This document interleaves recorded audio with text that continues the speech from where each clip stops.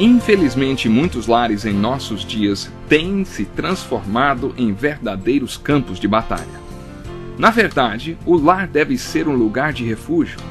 E é isso que estamos apresentando no Encontro com a Palavra. Fique atento a mais um estudo que o Ministério Cooperativo Internacional leva a você. Com vocês, Pastor Edson Bruno.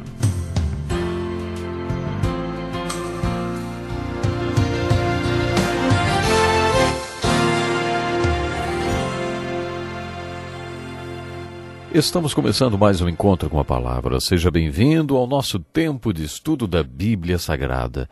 Nesses estudos estamos aprendendo sobre os 5 elos que representam as diferentes dimensões da unidade no casamento. Já vimos 3 desses elos separadamente. Vimos o primeiro elo da esquerda para a direita, a comunicação, depois o da compatibilidade, o do amor e agora o da compreensão. Dissemos que comunicação é a ferramenta que mantém a unidade. Você pode trabalhar a unidade do seu casamento se houver comunicação. E se as linhas de comunicação estiverem funcionando, você poderá trabalhar muito bem a unidade. A compatibilidade é a evidência da unidade. Discutimos vários itens desse elo. Depois dissemos que o amor é a dinâmica que impulsiona a unidade. É a dinâmica do casamento cristão. E devemos nos lembrar que, quando falamos de amor, nos referimos ao amor ágape, o amor que Deus é. Sabe? É o amor de Cristo, é o amor fruto do Espírito. O que precisamos fazer é reconhecer que por nós mesmos não conseguimos amar com esse amor ágape e que cada um desses elos é impossível de ser mantido a não ser que tenhamos a ajuda de Deus.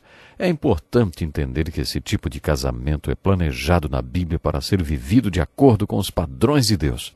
Se for um casamento aos olhos de Deus, o qual Deus ordenou na sua palavra pelo seu Espírito, só Deus pode, pela sua graça, mantê-lo. O último elo abordado foi o da compreensão. Esse elo é o crescimento da unidade. Em nosso último estudo, quase nem entramos nesse assunto. Quanto mais velho fico, mais tempo levo para dizer as coisas. Infelizmente não terminei esse assunto no último programa, mas hoje quero terminar o que comecei. Por isso vamos voltar ao conceito de compreensão, que é o crescimento da unidade. Em nosso último estudo consideramos a importância de um entender o outro. Para ver como isso é importante, basta constatar os perigos que acarretam a inexistência desse entendimento entre o casal.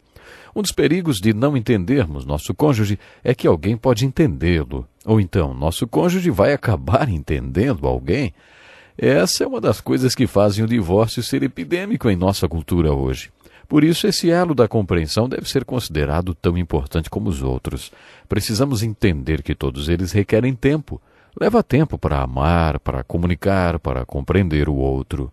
Também já falamos sobre o desafio que é compreender nosso cônjuge. Você só aceita esse desafio quando toma a decisão de entender a si mesmo. Para que o casal se entenda, deve ter consciência da diferença entre macho e fêmea e da importância do passado da outra pessoa na vida do casal. Você precisa também querer entender o seu cônjuge para que atinja o nível mais profundo de comunicação. E para se comunicar em um nível mais profundo, você precisa aprender a ouvir, precisa enxergar seu cônjuge. Peça a Deus que dê a você olhos para enxergar seu cônjuge e ouvidos, claro, para ouvi-lo. Você deve amar o seu cônjuge e deve ter coragem quando se comunicar em um nível mais profundo. Se você tiver apenas o tipo de comunicação, ei, passa o sal aí, ou parece que vai chover hoje, então não precisa de coragem. Mas se você vai se comunicar em um nível mais profundo, então às vezes vai ouvir coisas do seu cônjuge que não gostaria de ouvir. Você ouvirá coisas que não quer, porque não as aceita, porque as nega, porque não quer encará-las. E você terá que aprender a lidar com esse conflito e com a raiva.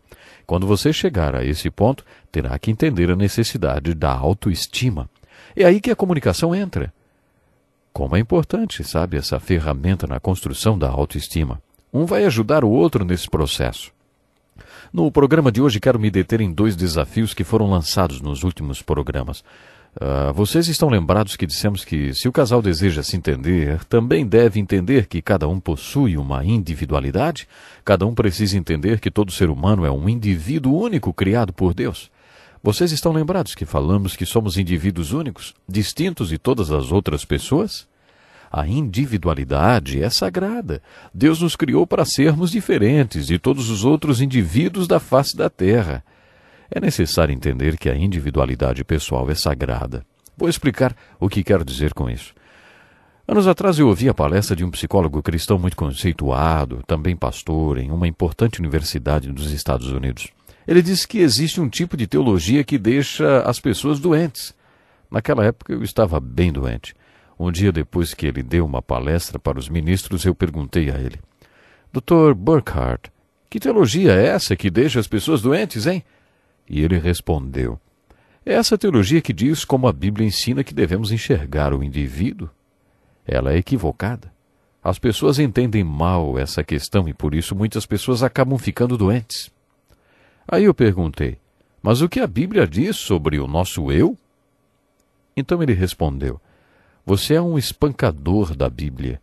Pegue sua concordância bíblica e estude isso. Então fiz um extenso estudo de todas as palavras na Bíblia que tivessem a ver com eu. E com isso obtive uma revelação sobre o que a Bíblia ensina sobre nós mesmos e como devemos buscar os nossos eus. Eu realmente tinha um monte de conceitos sobre mim mesmo que não eram bíblicos. No meio do meu estudo encontrei esse versículo de 2 Coríntios 10, versículo 12. Não temos a pretensão de nos igualar ou de nos comparar com alguns que se recomendam a si mesmos. Quando eles se medem e se comparam consigo mesmos, agem sem entendimento. Isso é muito importante. Mas o que o texto quer dizer, hein? Tenha sempre em mente o conceito de individualidade, de que cada indivíduo é um ser único e distinto de qualquer outra pessoa na face da terra. É assim que devemos nos enxergar e não nos compararmos aos outros. Jesus disse: pois que adiantará o homem ganhar o mundo inteiro e perder a sua alma? Ou o que o homem poderá dar em troca de sua alma? Essa é uma pergunta muito profunda. O que Jesus está dizendo é que a identidade é sagrada, a individualidade é sagrada. Isso torna você diferente de todo mundo. Você é sagrado porque Deus o criou para ser assim, e se alguém oferecer a você o mundo em troca disso e você aceitar, estará sendo um bobo. Afinal, será que há alguma coisa que o homem possa dar em troca de si mesmo? Essa é uma pergunta profunda e Jesus a responde dizendo que não há nada, nem o mundo inteiro. Mas as pessoas se trocam até por um prato de sopa. A Bíblia tem uma história que ilustra bem isso. Havia um homem chamado Esaú que não valorizou os direitos que tinha por ter nascido primeiro, por ser o primogênito. Ele não deu valor para o plano sagrado de Deus, para o fato de ser único e de ter uma individualidade. Por isso ele deu a seu irmão o que tinha de mais precioso em troca de um prato de sopa.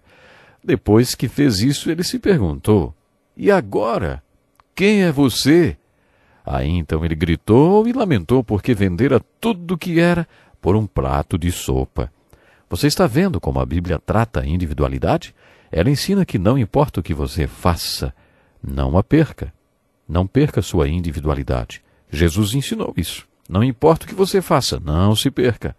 Um dos primeiros resultados da salvação é a recuperação do nosso eu. Paulo disse a Filemon, um homem rico que ele tinha levado a Cristo: você me deve a própria vida. Filemon teria perdido essa individualidade única que Deus tinha preparado para ele se Paulo não o tivesse levado a Cristo. Mas quando Paulo levou a Cristo, ele recuperou sua individualidade.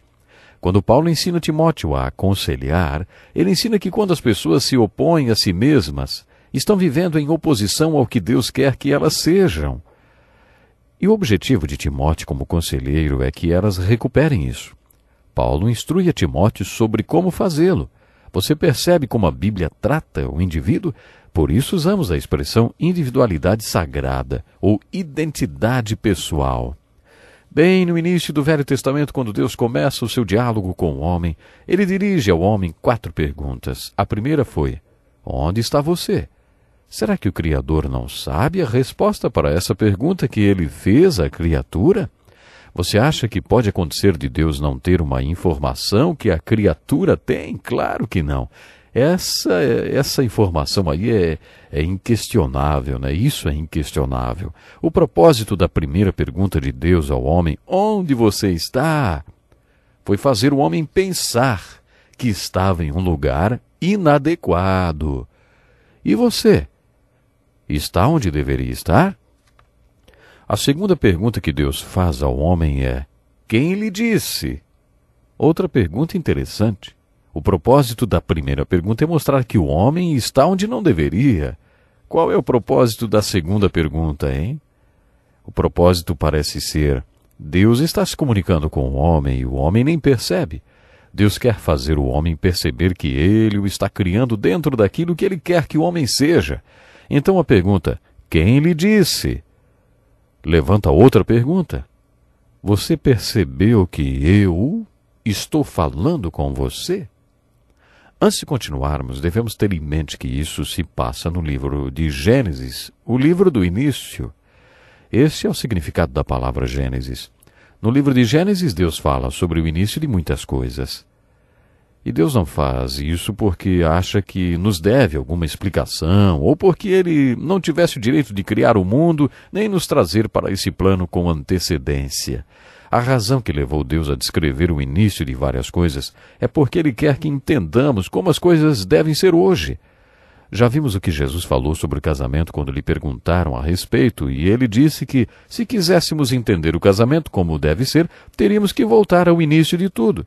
Isso esclarece um dos propósitos do livro de Gênesis, para mostrar como tudo era no início, servindo-nos de modelo hoje. Há muitas coisas que queremos entender, como, por exemplo, o casamento. E Jesus nos deu a chave para entender o casamento. Jesus disse que, se queremos entender como as coisas devem ser, então devemos procurar saber qual foi o propósito de Deus quando as criou. Temos que voltar até o Gênesis. Bom, infelizmente nosso tempo acabou e eu não pude falar sobre as outras perguntas que Deus fez para Adão. Mas nós vamos continuar esse assunto e a falar sobre individualidade no nosso próximo programa. A minha oração no final desse programa é que você possa realmente aprender a amar a Deus de verdade, a amar a você mesmo e amar a todos aqueles que estão à sua volta. Claro, começando por sua esposa, começando por seu esposo. Isso vai se estender aos seus filhos e, sem dúvida, a sua família vai ser uma verdadeira bênção. Sem dúvida, você terá grandes conquistas e vitórias dentro do seu lar, dentro da sua casa. Deus lhe abençoe e até o próximo programa. Que lição importantíssima.